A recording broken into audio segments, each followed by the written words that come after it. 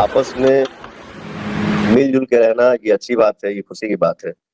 क्या जरूरत है एक दूसरे से पैर करके आदमी रहे। ये ये खुशी की बात। सबसे पहले इस वीडियो को देखे होंगे। इस वीडियो को शुरू में इसलिए चला दिया ताकि सबको पता चल सके कि पवन सिंह बात कर रहे हैं और सामने वाला पर्सन ज्योति सिंह है जो कि पवन सिंह की पत्नी है। और क्या हुआ है कि कुछ दिन पहले यानी कल ही पवन सिंह और ज्योति सिंह एक हो चुके हैं। सोशल मीडिया पे खबर काफ़ी तेज़ी से वायरल है।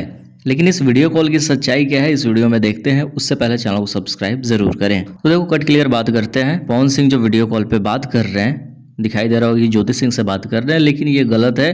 पवन सिंह ने लाइव स्टेज को इंटरव्यू दिया था जिसमें इंटरव्यूअर ने सवाल पूछा था। खैर उसकी ओरिजिनल वीडियो क्लिप देखते हैं।